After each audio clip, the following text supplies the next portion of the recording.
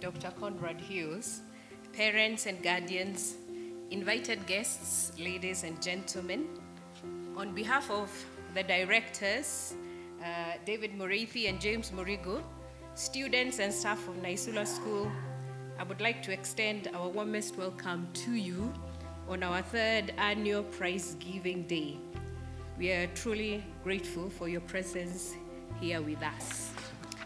When most of us are asked what we left school with, we will likely talk of our academic achievements, our sporting successes, or of excellence achieved in other school activities.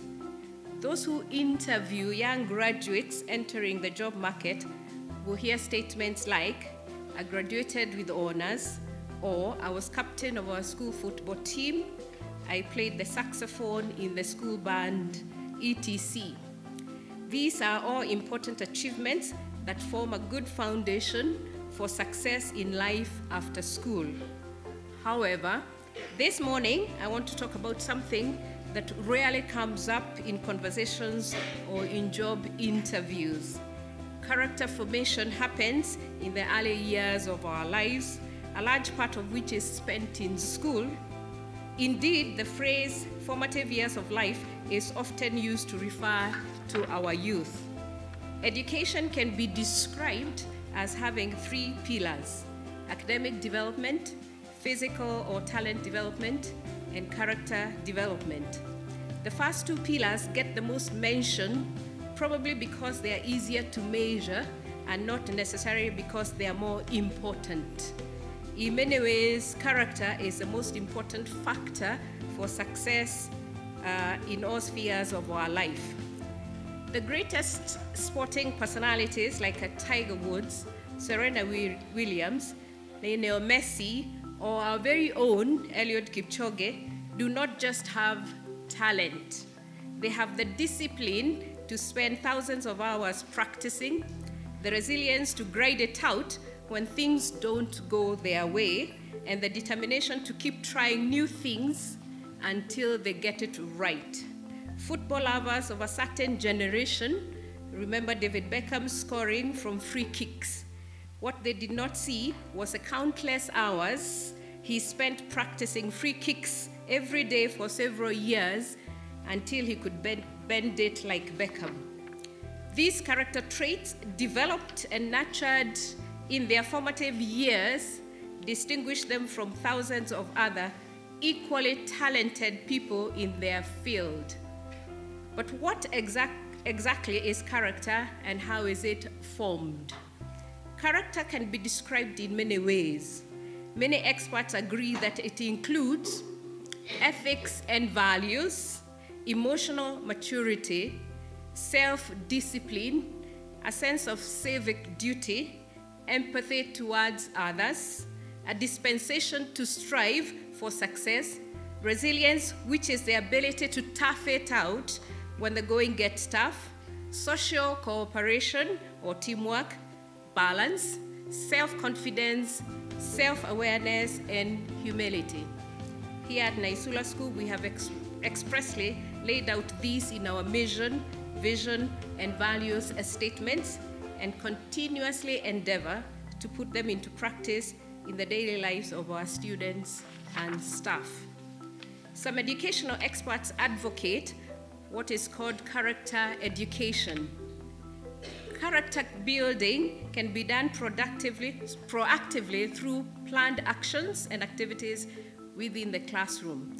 These classroom activities encourage students to develop and adopt quality ethical principles and behaviors that can last far beyond the classroom. Whereas teaching can play a role, most character development happens through observation and participation in real life situations. Young people observe what happens around them and how their peers and people they look up to respond to situations and store it away somewhere in their hard drive for use as they go through life. Peers include siblings, friends, schoolmates. Role models are parents, older relatives, teachers, public personalities, and people in leadership positions. Character is also formed through experience from activities undertaken by people in their formative years. School life, both in class, but more so outside class, plays a critical role in character development. However, the family unit is the most critical factor. Education institutions can only build on the foundations laid within the family unit, especially by parents. Schools are the first social structure that a child encounters and where they spend most of their formative years.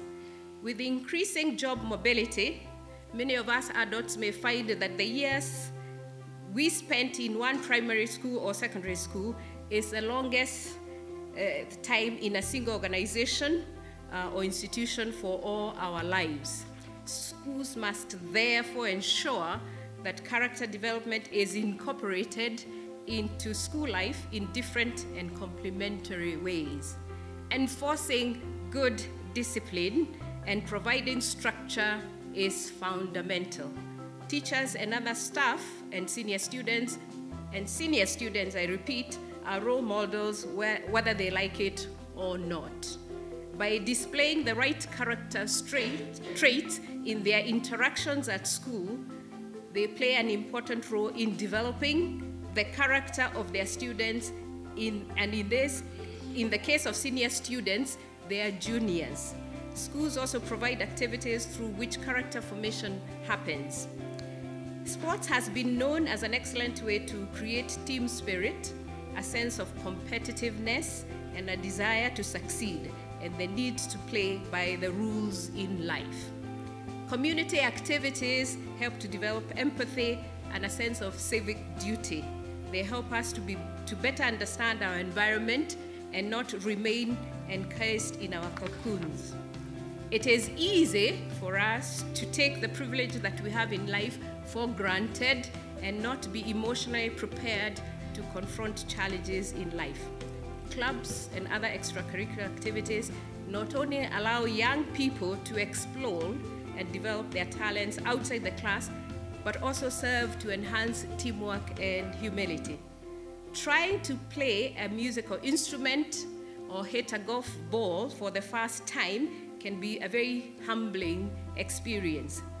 Fostering the right quality of class interactions with teachers and between students is not just important for academic performance, but in many cases provides a mental blueprint on which young people base their interactions in formal settings later in life. In boarding schools such as ours, life outside the classroom, spent in the dorms and elsewhere on the school compound, constitutes a very significant portion of students' life. We continuously strive to ensure that the values and character traits laid out in our mission and vision are emphasized outside the classroom. As a school, we can, however, only build on the foundations laid at home. Parents, older siblings and relatives, neighbors, friends, religious institutions are critical influences in character formation. Parents determine which influences their children are exposed to. They are also by far and away the most critical role models. In saying this, we must always remember that for young people, observation is even more critical in self-development than the spoken word. There is simply no way for us as teachers and parents to escape the fact that when it comes to character development of the young people in our care, the way we act is of greater significance than what we say. Young people also play an important role in their own character development and that of their peers.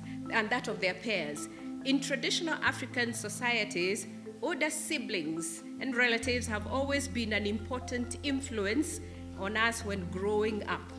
However, many of us, here I'm talking to our senior students, shirk their responsibility both at home and in school. When it comes to taking on responsibility, we want to pretend that it is children versus adults or students versus school authorities. But when it comes to privileges, we are happy for our seniority to be recognized. Life does not work that way. You are, whether you wish to be or not, role models for your younger siblings and schoolmates. Accept this, senior students, and relish it. It is good practice for life after school, which will come upon you faster than you think. For the entire student body, let us accept to be each other's keepers. Peer influence is a critical factor in character development. You all know what is right. Just do it. Thank you all and have a great day.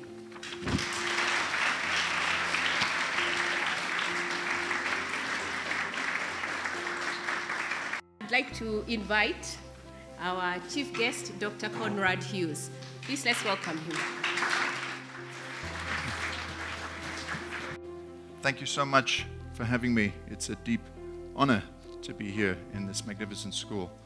Thank you to Mrs. Cecilia for her hospitality and that magnificent speech. I'd like to start with who I am. Character is who you are. I was born in 1974 in Johannesburg, South Africa.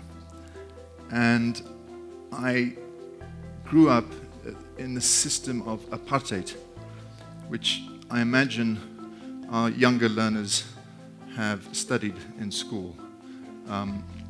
Those of an older generation have lived through those years of apartheid. This was a system on the African continent where the white man took land from the black man and made black people feel that they were inferior to white people. They stole the resources and plundered the country for many years. It was a system built on cruelty, on iniquity, on segregation. And it was a human travesty. Now, as a white person growing up during apartheid, I had privileges that I didn't deserve. I was given a childhood that most people weren't allowed, merely because of the color of my skin. So I grew up bathed in iniquity and on the lucky side of iniquity. The country was divided in such a way that black people were forced to stay in homelands. Homelands were ghettos in South Africa that were underdeveloped. Black people weren't allowed in cities without a pass, saying that they had the right to travel through those parts of the country. Now, there's several laws that were erected during apartheid, and I won't go into all of them. The Rivonia Trial in 1956 was an important moment when Nelson Mandela was imprisoned, along with important African National Congress stalwarts. You can see there Ahmed Kathrada, Govan Mbeki, Walter Sisulu, some of the fathers of the nation. And the image of Nelson Mandela was banned in South Africa. I didn't know what Nelson Mandela looked like as a child growing up, because the system of propaganda was so strong that these so-called banned people were not visible. And what it meant was that the education I received during those early years was a rotten education based on the wrong values. I went to a very good school, whatever that means. It was reputed as being good. It was even said to be a non-racial school, which meant there were about 2 or 3 non-whites, in inverted commas, in the school. But I can remember that in our history lessons, we were told that when Jan van Riebeeck, the Dutch settler, arrived in the Cape, there was no one there. So he could just help himself to the land. It was a form of propaganda. And the way that the school was run was through tyranny and violence. We used to get caned. We call it getting the cane or getting jacked. And I got caned a lot because I was naughty. I actually hated school with a passion. Sometimes I would cry my way to school because I knew that what was waiting for me was the cane. I had a teacher of Afrikaans. His name was, well, I won't go into his name, but he used to walk up and down the aisle of the class with these piercing blue eyes. And if he didn't like the way you were looking at him, he'd call you out. If you failed on an Afrikaans test, if you stepped out of line, you would get caned. And this came to a head when one day, with some friends of mine, we found ourselves in his classroom. He wasn't there, it was break time.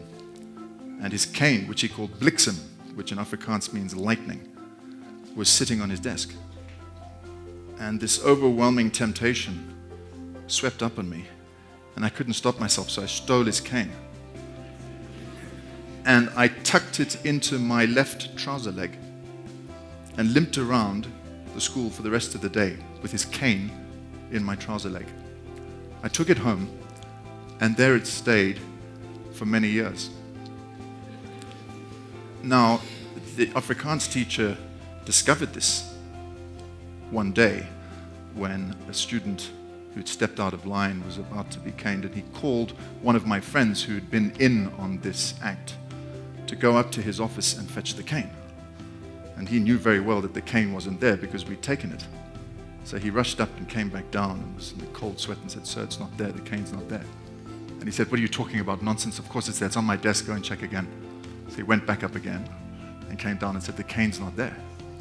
So we were waiting patiently for the cane, including the student who was going to get caned, but didn't. And then a huge investigation took place, and students were interrogated, and I was one of the suspects. And to this day, I wonder whether what I did was right or wrong. Because technically speaking, I stole someone's property. And that's wrong in an absolute sense. But at the same time, what I was taking was a symbol and a weapon of something that was fundamentally wrong. So which of those wrongs was greater? And I think that's the kind of ethical dilemma that we're all faced with in life, in fact, at different levels. The way you live, what you do, what does it really mean when something's right or wrong in a larger system that might be right or wrong? All of that changed when I went to Swaziland, a beautiful African kingdom tucked between South Africa and Mozambique. And it was here that for the first time I learned with children of different backgrounds, different ethnicities, different belief systems. It was here that I did the International Baccalaureate. And I'm very grateful to my parents for having sent me to an IB school. It opened my mind and my heart and changed my life. Here was an education based on respect. Here was an education based on the equal value of each human being. No one would ever get hit by a teacher here. There were boys and girls as well, I could add. In my previous school, there were only boys, which suited me. There was no uniform. Well, I'm in two minds about uniforms. I won't make an anti-uniform speech here. And Waterford Kamhlaba, which was the school I attended, where I did my IB diploma, it gave me a thirst to discover the world, to travel, to open my mind. So from the beautiful Magaliesburg of South Africa, of Gauteng, I discovered the south of France with its gorgeous canyons, the Indian Ghats, the fields of Holland, and now the glaciers and mountains of Switzerland. These are the countries I've lived in and taught in, always working in international education. I also really gained a thirst to want to learn at my school. I think that's the greatest thing a school can do, is make you want to learn more. Probably the person who did that for me was a French teacher I had. His name was Mr. Hughes, and he used to toss the scarf over his shoulder and write strange poems in French. and there was a kind of cult following for him. And I decided to study French literature because of him, even though I wasn't very good at it. Such was the infectious passion for learning that he had. It made me want to learn French and carry on learning literature later on. So I went to a number of different universities, and I earned 2 different doctorates, one in literature and one in education. I gained a passion for writing, so I've published some books. One of them is on prejudice. One of them is on challenges for education in the 21st century. There's another which is a white paper, if you like, on what schools can do to activate 21st century education. And there's an English textbook. And I work with organizations that I'm proud to be part of. I'm a senior fellow with UNESCO's International Bureau of Education. I'm on the board of the University of the People. I run conferences for the International Baccalaureate, and I'm employed by the International School of Geneva. And what each of these institutions have in common is trying to make the world a better place. At the University of the People, we're offering high-quality degrees free of charge for a nominal examination fee all the way up to a master's degree in education. UNESCO's mission is to protect cultural heritage and to defend justice, to aim for quality education throughout the planet, SDG 4. The International Baccalaureate has this vision of the learner profile and a deep educational experience that's holistic. And at my school, the International School of Geneva, we're committed to offering a high-quality international education to anyone who comes to us, regardless of results. We're an inclusive school. And I hope that you'll be able to work for an institution that you're proud of, and that you're able to say every time that you walk into your office with a spring in your heel that what I'm working for is noble and is trying to make the world a better place. And my advice is, if you don't feel that way, then have the guts to get out of that organization and go somewhere that matches your values. Or maybe even better, start up a place that really expresses your values. My mother, Dr. Jean Marquardt, was a scholar. She put together one of the first compendiums of short stories in South Africa. And she was a vocal person against apartheid, which got her into trouble. I'm very proud of her. She died when she was in her early 40s. I was only 10. But I thank her for giving me a sense of resilience and staying power. I think that that comes from her. My father, Professor Jeffrey Ian Hughes, who is an author and a linguist. He's still alive. He lives in the Cape. He's given me a sense of humor. Don't take yourself too seriously. There's nothing worse. This is my wife, Estelle, who's from Cameroon. She's a guiding light for me. She's a woman of incredible character, critical thinking. She's a brilliant singer. Here's my son, Melchior. He's only 13. He likes to play the drums, and he's a very good basketball player. And my daughter, Eloise, who is a top-performing athlete in Switzerland. This weekend, in fact, she's performing at the national championships in Switzerland. She has the 3rd best long jump in the country.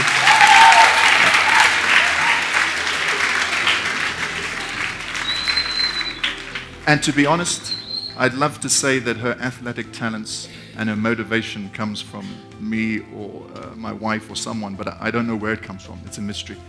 She's a model for us, in fact. Just 15 years old, incredible drive. Now, I'd like to share with you some observations.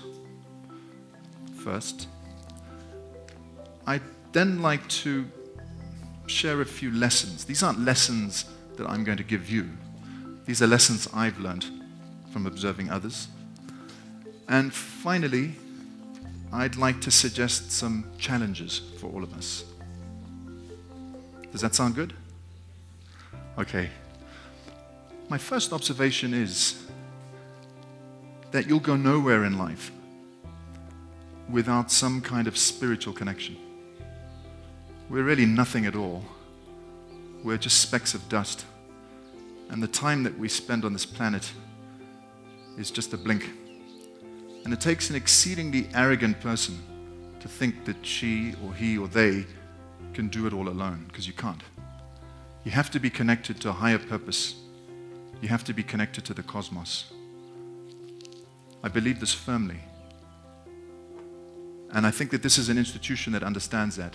We started the session with a prayer.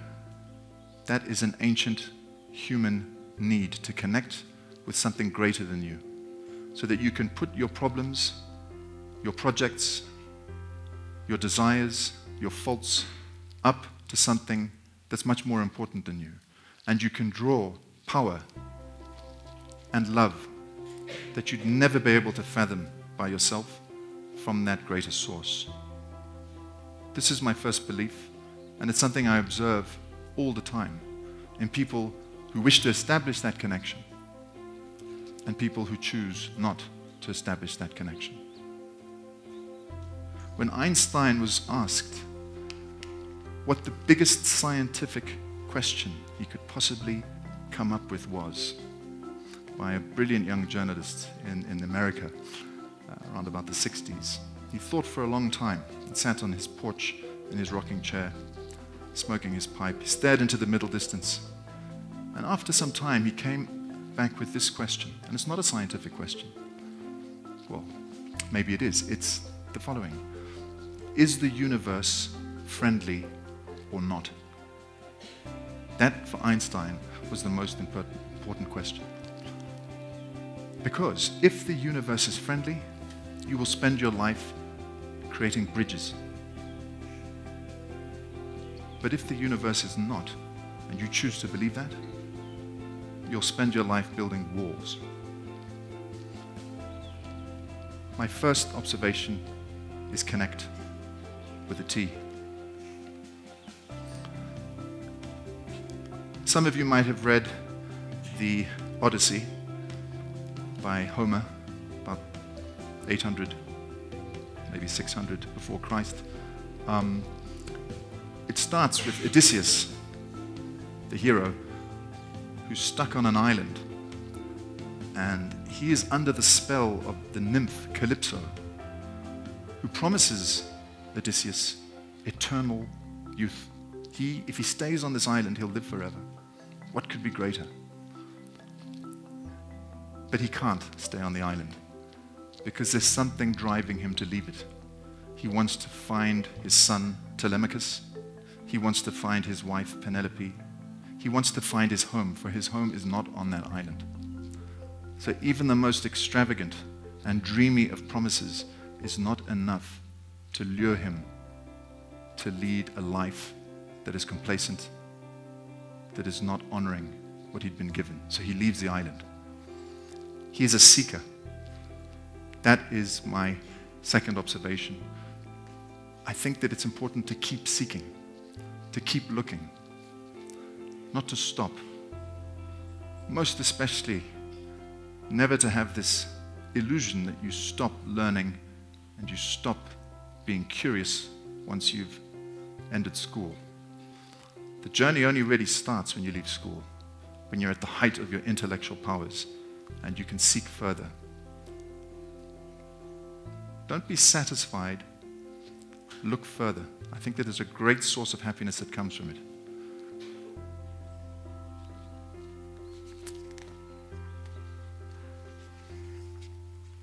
Odysseus has to travel the seas on a boat and take risks, and that takes fortitude. But if he doesn't do that, he'll never discover who he is and what his life has in store for itself. I think that travel broadens the mind. I think you're living in a time in history when it's easier to travel than it's ever been before. Take advantage of that. There might be somewhere right next door to where you're living that you haven't traveled. Life is precious and it's short, and it's a pity not to discover what's around you. So like Odysseus, I think you should take that ship and travel. It'll make you a richer person, a greater scholar. It'll open your mind. Travel broadens the mind. And of course, when you're on a boat, there will be storms. In Greek mythology, the heroes are attacked by monsters. And that's, of course, the first obstacle to all of us. It's fear. I think that fear is a source of energy that you need to embrace, you need to harness, you need to internalize and convert. Embrace your fear, love your fear, and master it. Because whatever it is you want is stopped by the mental barrier that you've created for yourself, first and foremost. What comes next are all the excuses. It's because of this, it's because of that. Don't be afraid of yourself. Never be afraid of others. Be strong. Now, it's easy to stand here and say, fear not. I think fear is actually quite natural, and it's your body and your mind protecting yourself from certain environments. Don't take reckless risks. Don't be foolhardy. You need to think. But don't let fear become the poison that stops you from accomplishing what you can accomplish. And when you feel fear, know that it's an energy that you can use. So those are some of my observations. Now for some lessons I've learned from things I've read, people I've observed. The first is Socrates, the famous Greek philosopher who came up with this statement, "Gnoti sioton," which means know yourself. Philosophy starts with knowing yourself. Now he's seen as a sort of foundational figure in Western philosophy. And he was obviously a brilliant person who went around the Agora and the Forum of Athens. They called him the gadfly or the torpedo because he'd sting his opponents with these strange questions. And he kept questioning those in front of him until they realized that they were ignorant of whatever it is they were trying to say. But the problem with Socrates is that he made a lot of enemies for himself. He was disliked in Athens, and he made serious political enemies with what are called the 30 tyrants of Athens, who put him to death. That's the death of Socrates.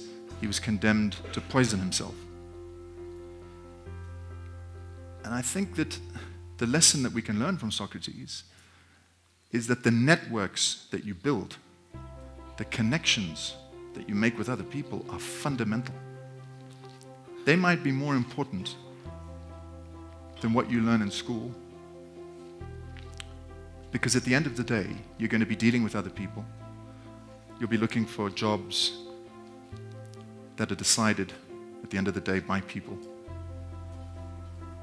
And knowing who you're working with, building up a network, is important. Don't hide in a corner. No one's going to come and rescue you. You've got to get out there and make positive relationships. And you should start doing that now.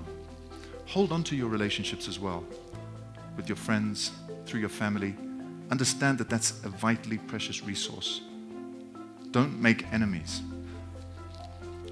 As Winston Churchill once said, be careful of all the people that you meet on the way up, because you'll meet them on the way down.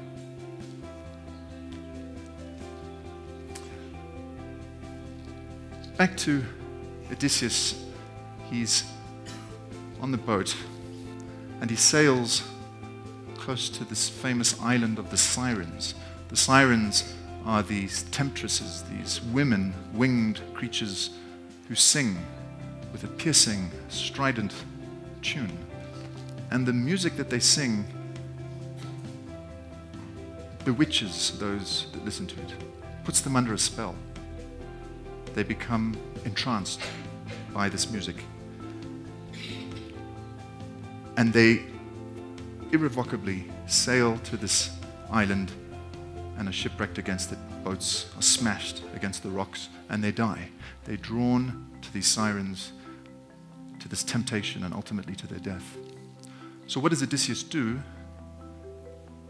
Odysseus of the wily and nimble wits, he asks his friends to tie him to the mast of the boat so that he cannot go where he wants to go because he knows it's not good for him. He exercises restraint. And I think that one of the biggest temptations that we've got today, and adults are probably more guilty of this than children, it's cell phone addiction. You know, the time that you can waste on your screen, the books that you could have read instead of faffing around, messaging people, or checking out social profiles or whatever, is huge. I think that the elite of the future will be an offline minority whose online chaos is being dealt with by their assistants. They'll have the time to think, to talk, to read, to lead. Don't be a slave to technology. It's highly addictive. And as you get closer to your IB examinations, you're going to have to keep it away from you. Not everything about technology is bad. It's a double-edged sword. We could have a whole talk on why technology is good, but it is double-edged. That's a temptation. So tie yourself to the mast of restraint when it comes to temptations. Temptations are manifold. I've given you one of them. Malcolm X, political activist, brilliant speech maker. If you haven't heard a speech of Malcolm X's, you should listen to it. He's a beautiful, eloquent man, cut down in his youth. Now, the fascinating thing about Malcolm X, one of them, is that he was illiterate as a child. And he taught himself how to read. He did it in prison by copying out the dictionary. He copied every single word out. And he estimates that he learned several thousand words this way. And what it led to was this incredible orator. That's practice. Mrs. Cecilia was talking about deliberate practice. A famous study was done in the early 1990s by Anders Ericsson. They took pianists, concert-level pianists, great athletes, and wondered what it was that made them so good. And what they found was that it wasn't just practice, but practicing on areas of weakness, identifying a weakness, and practicing that until it becomes no longer a weakness and maybe even a strength. And he estimated that it was about 10,000 hours of not just practice, but deliberate practice that led to these individuals to become the greatest in their field. Practice makes perfect. We're living in an educational environment nowadays where there's a lot of talk about problem solving, about working in groups, about creativity. That's all fine. But at the end of the day, if you really want to learn something, you have to go back over it again and again. That's actually the way your brain works. The neural connections in your head are strengthened, and those synapses are created through spaced repetition. You go back over something again and again. You should all have a vocabulary notebook where you're writing down words that you can't understand in the books that you're reading and going back over them and committing them to long-term memory. Winston Churchill, again, who won the Nobel Prize for Literature and was an amazing speech maker, he failed English early on in school and was made to repeat the exact same syllabus. And he says that that was of foundational importance for him because it was a course in grammar. And by repeating it and going back over it, it strengthened his elocution. Deliberate practice. What is it you're practicing now to become great? Finally, some challenges. Now, the first, I'm sorry to be conservative. It'd be great to be doing a talk about new technologies and gizmos and robots and things, but you've got to read.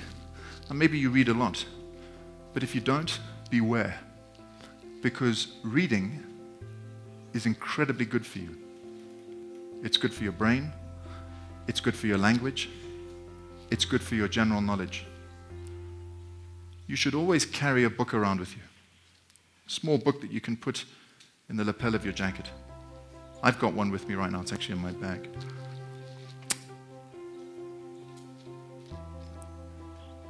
And I think that you should read books that will empower you, that will give you currency in the world.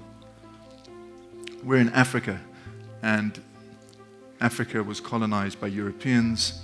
Africans were made to read and study Western European history. And so to carry on reading and studying about the West, you could argue, is a type of colonialism.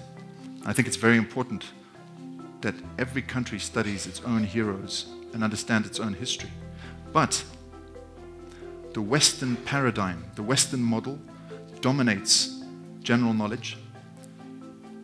It has a body of references in all the associated works of literature that you'll read.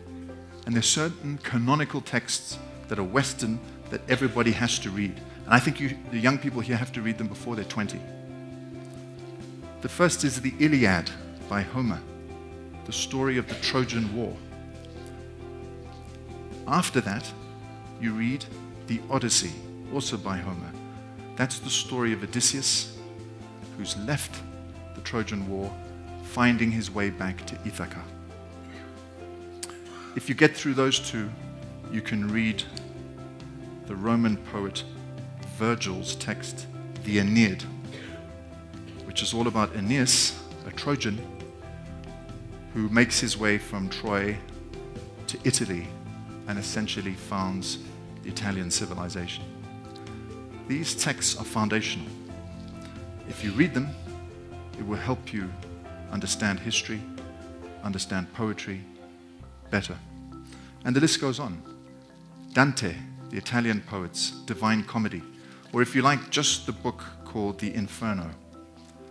It's archetypal. It strengthens you. It gives you a reference point. And the Holy Bible, the King James Version, I might add. Not just for spiritual purposes, but because of the beautiful language in which it's written and the innumerable references that go back to that text. So I'm not sure how excited the students are about this prospect, this challenge. I'll leave the choice with you. Next time you're pulling up a Netflix film or something like that, just think maybe I should be reading the Iliad, and then the Odyssey, and then the Aeneid, and then Dante's Inferno, if I haven't already read the Holy Bible. And a great thing for parents to do is to read to their children, even at quite an advanced age. It's a beautiful thing to read aloud. Teachers should have students reading out loud in class, and parents should read to their children.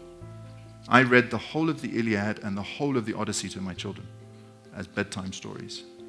In the beginning, they couldn't stand it. They were rolling their eyes, "Oh, Dad, please, no."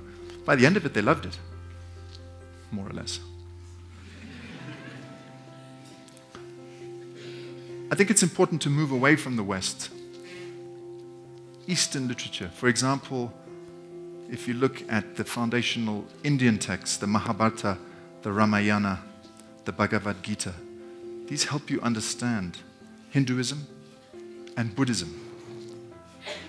One book I would recommend is the Upanishads, originally written in one of the world's oldest languages, Sanskrit.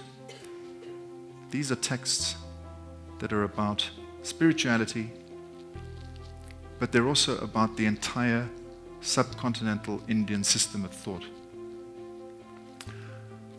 Confucius's Analects, that's quite easy to read, to understand why Confucius is such an important philosopher for the Chinese. These are short statements. And African texts, of course. I'm not just saying this as a South African, but I think every African has to read Nelson Mandela's Long Walk to Freedom. It's an exquisitely written book. And it teaches you not just about apartheid, it teaches you about politics, about history, about the voyage of one man through this incredible time of history. And of course, Kenya has produced marvelous writers. One of my favorites is Ngugi wa Thiong'o. A Grain of Wheat, and Petals of Blood. These are texts that take you through the Mau Mau period, independence, and they ask incredibly important questions for any African today. Is Africa really free? These were written a long time ago, but they are burning hot today. Written by a marvelous Kenyan author, Ngugi wa Thiong'o. The encyclopedia. I've got an encyclopedia at home. My children, they think it's hilarious. I think it's ridiculous. But the other day I was looking for a reference. I think it was Lao Tzu, the Chinese philosopher.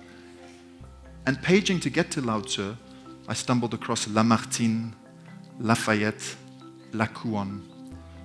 Now, if I'd gone online to look up Lao Tzu, I would never have found those other references. Because when you go online, when you go to Wikipedia, first of all, it's too long and you lose yourself. Secondly, you don't really know what's coming before or after. That's the beauty of the encyclopedia, a hard copy. Paging through that, you've got syntheses of canonical knowledge. There's a lot of power in encyclopedias. And then there are books you should read, maybe when you get a bit older, that describe the world we're living in today.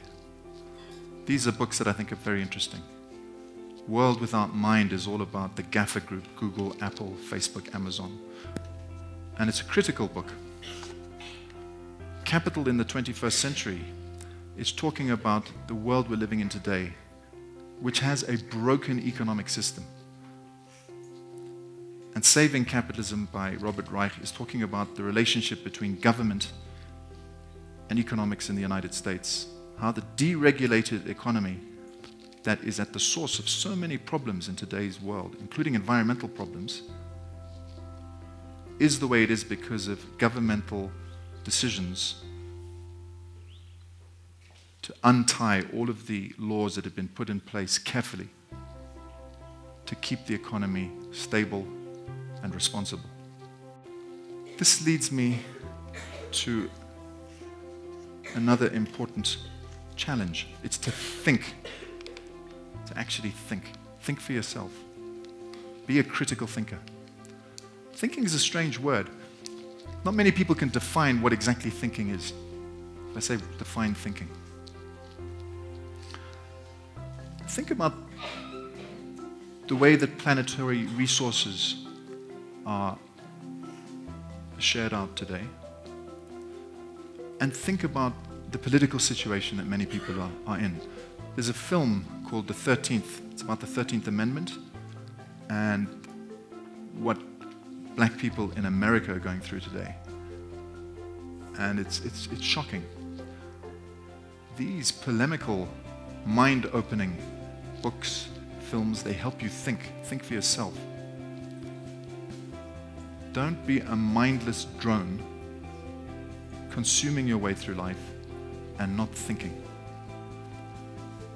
Socrates said the unexamined life is not worth living. And we live in this consumerist paradigm where there's, it's all about the brands I've got and the car I drive. And let's all go to the same place and do the same thing. But the way that we consume is about the only power we have as individuals to change the world. So we've got to consume in a thinking, responsible way. And if you think, you will teach yourself. As Lao Tzu, the Chinese philosopher, said, it's one of my favorite quotations, when the student is ready, the teacher appears. Don't ever find yourself complaining about a teacher. Complain about yourself. If you really want to learn, you'll learn from looking at an ant on a blade of grass, or the way that bricks are configured on a wall. When you are ready, the learning starts. When the student is ready, the teacher appears. That is your key to success. Think for yourself. And then there's to stretch from where you are to where you need to go. I did a psychometric test once for one of these personality tests, and it showed that my nature is I don't really like going towards people. I'm not much of a smiler. I kind of want to go and sit at my desk and write things. And so I have to flex against my nature to go towards people, to communicate with them. That's the only way I'll survive in my job. I'm a principal. I need to get out there with the parents, with the students, with the teachers. And so I'm stretching to become a new person. That's the beauty of life. You can become who you want, but you've got to stretch. You've got to push yourself. On one of my university degrees, I'd worked very hard on this, and I really felt that I couldn't take it anymore. And the viva, which is the sort of examination date, was ready. And then my supervisors write back to me and they said, no, we want you to change this, change that. This is awful. That's terrible. This is wrong. Oof, my whole world just came crashing in. I thought, what am I going to do? I can't rewrite this thing. I don't have the energy. So I started writing this long email back to my supervisor saying, I will not make these changes. I disagree. You've been a bad supervisor. Why are you telling me this now? You don't know what you're talking about. And I looked at the email. I thought, am I really going to send that? So I deleted the whole thing, felt a whole lot better, and then wrote a shorter email back saying, I'll do everything you ask. And it took me close to a year, but because of it, I produced something I never would have produced had I not embraced that feedback. I would have handed in a piece of work, even if I'd passed, it would have actually been mediocre. But I was happy with it. It took someone to stretch me to do something better. In my village, I'm a fireman, a voluntary fireman. That's because I feel I have to do something in my local community. You have to do something. You have to stretch yourself to help your local constituency. The world can't work if people aren't helping local constituencies. You can't just sit around waiting for big politicians to decide everything. We have to help each other. This is my brother. He runs a school in South Africa, in Philippi, a township outside of Cape Town. He was a statistician, earning a lot of money. He walked away from his job, and he's now the principal, after he'd gone through a lot of training, of a primary school, where he's earning about 1/6 of what he did before. But he's stretching himself to do something that's making an impact, and I'm so proud of him. Stretch. Had to put up a picture of my favorite Kenyan, David Rudisha. I mean, when you watch him, maybe he's not in the limelight that much anymore, running the 800 meters, it's so beautiful. And the thought that should occur to you is, what went into that? The practice, the character, but that desire to stretch, to go further. How can I go further? And my very last challenge for us is to love. Love yourself. Love other people. Love your land. Love the force that's above you. That's probably the most difficult one to do every day. It's so easy to fall into anger and resentment, vengeance, selfishness. You've got to pull yourself back. And I think as students of an international school, we should be able to love humanity. Terence was a Roman poet. He was African, from North Africa, from Carthage. A lot of great Romans were Africans, including some Roman emperors. And he was a slave. He was brought to Rome and freed and built himself up to become one of the greatest playwrights in Rome. And Terence said, and you've got it in Latin here, I am human, therefore nothing that is human is alien to me. When you look at another person, feel empathy, because they're human just like you. Connect, seek, travel, fear not, network, restrain, practice, read, think, stretch, and love. Thank you.